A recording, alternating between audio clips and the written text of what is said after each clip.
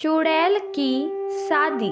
उस समय रमेश की उम्र कोई 22-23 साल थी और आप लोगों को तो पता ही है कि गाँव में इस उम्र में लोग बच्चों के बाप बन जाते हैं, मतलब परिणय बंधन में तो बंध ही जाते हैं।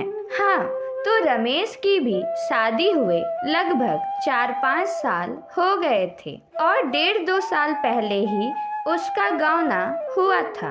उस समय रमेश घर पर ही रहता था और अपनी एमए की पढ़ाई पूरी कर रहा था। ये घटना जब घटी उस समय रमेश एक 20-25 दिन की सुंदर बच्ची का पिता बन चुका था। हाँ, एक बात मैं आप लोगों को बता दूं कि रमेश की बीवी बहुत ही निडर स्वभाव की महिला थी।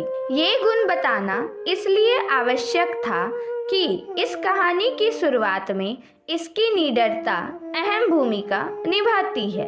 एक दिन की बात है, रमेश की बीवी ने अपनी निडरता का परिचय दिया और अपनी नन्ही बच्ची और रमेश को बिस्तर पर सोता हुआ छोड़ 4 बजे सुबह उठ गई। गाँव में आजकल तो लोग पाखना घर बनवाने लगे हैं, पर 10-12 साल पहले तक अधिकतर घरों की महिलाओं को नित्य क्रिया हेतु घर से बाहर ही जाना पड़ता था और घर की सब महिलाएं नहीं तो कम से कम 2 एक साथ घर से बाहर निकलती थी।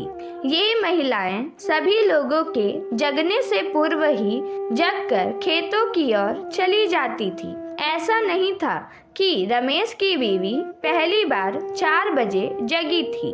अरे भाई, वो प्रतिदिन 4 बजे ही जगती थी, पर निडरता का परिचय इसलिए कह रही हूँ कि और दिनों की तरह उसने घर के किसी महिला सदस्य को जगाया नहीं और अकेले ही दिशा मैदान हेतु घर से बाहर निकल गई। दरअसल गांव में लड़कोरी महिला जिसका बच्चा अभी 6 महीना तक का ना हुआ हो उसको अलवाती बोलते हैं और ऐसा कहा जाता है कि ऐसी महिला पर भूत प्रेत की छाया जल्दी पड़ जाती है या भूत प्रेत ऐसी महिला को जल्दी चपेट में ले लेते हैं। इसलिए ये अलवाती महिलाएं जिस घर में रहती हैं वहां आग जलाकर रखते हैं या कुछ लोग इनके तकिया के नीचे चाकू आदि रखते हैं। खैर, रमेश की बीवी ने अपनी निडरता दिखाई और वो निडरता उस पर भारी पड़ी।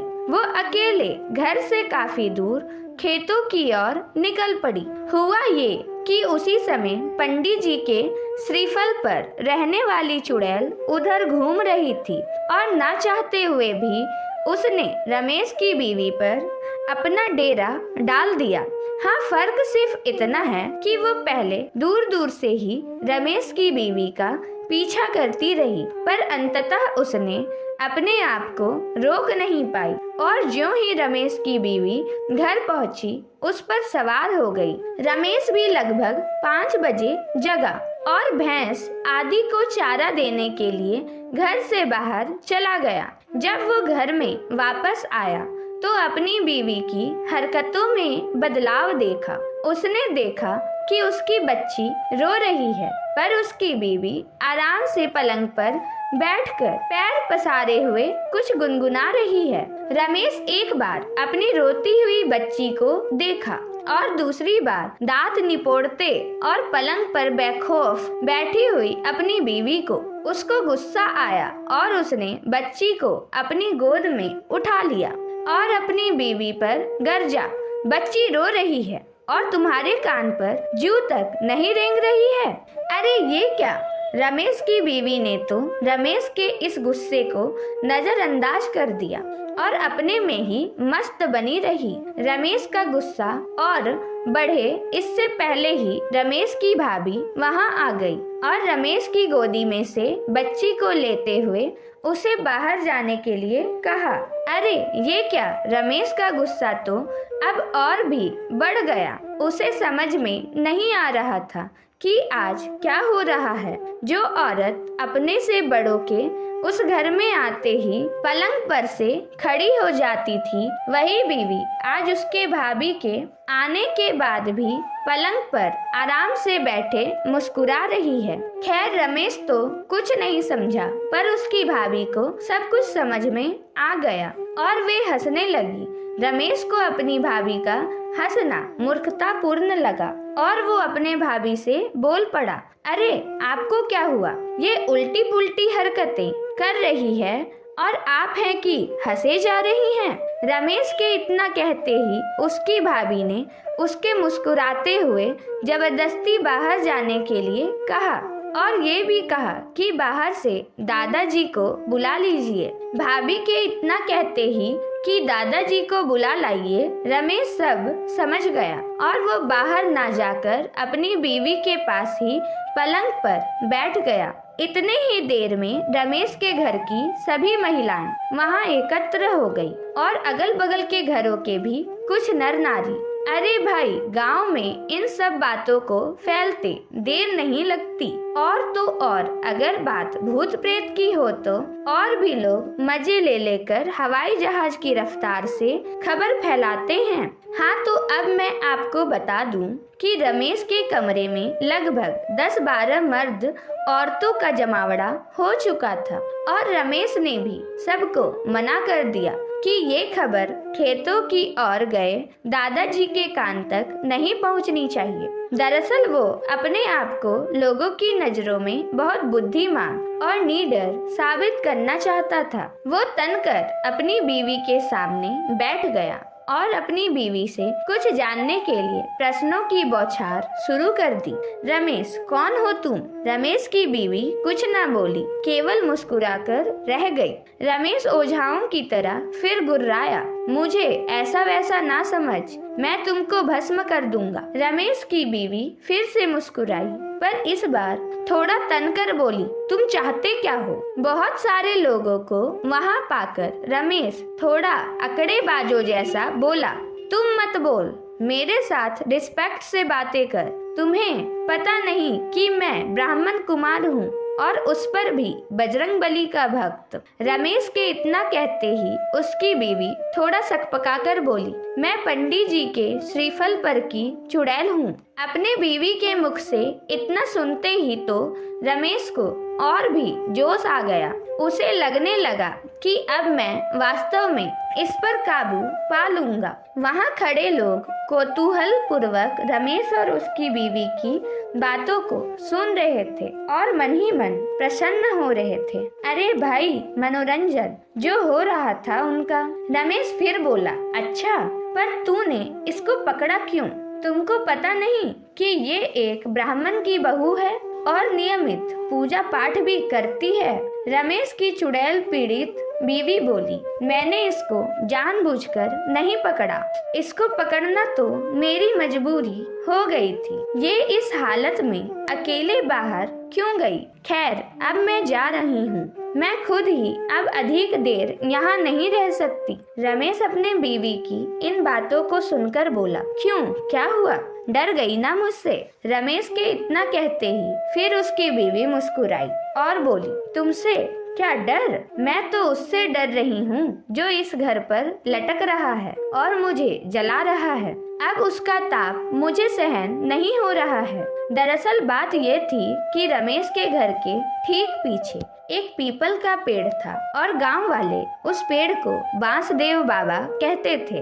लोगों का विश्वास था कि इस पेड़ पर कोई अच्छी आत्मा रहती है और वो सबकी सहायता करती है।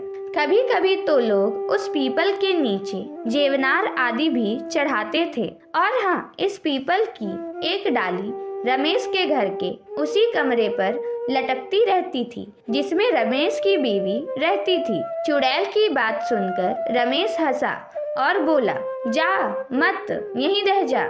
जैसे हमारी एक बीवी है वैसे ही तुम एक और। रमेश के इतना कहते ही वो चुड़ैल हंसी और बोली, ये संभव नहीं है, पर तुम मुझसे शादी क्यों करना चाहते हो? रमेश बोला, अरे भाई, गरीब ब्राह्मण हूँ, कुछ कमाता धमाता तो हूँ नहीं। तू रहेगी जो थोड़ा धन दौलत लाती रहेगी, रमेश के इतना कहते ही वो चुड़ैल बोली, तुम बहुत चालू हो, और हाँ ये भी सही है कि हमारे पास बहुत सारा धन है, पर उस पर हमारे लोगों का पहरा रहता है। अगर कोई इंसान वो धन लेना चाहे तो हम लोग उसका अहित कर देते हैं। हाँ, और एक बात, और वो धन तुम जैसे जीवित प्राणियों के लिए नहीं है। रमेश अब थोड़ा शांत और शालीन स्वभाव में बोला, अच्छा ठीक है, तुम जरा कृपा करके एक बात बताओ, ये भूत प्रेत क्या होते हैं? क्या तुमने कभी भगवान को देखा है?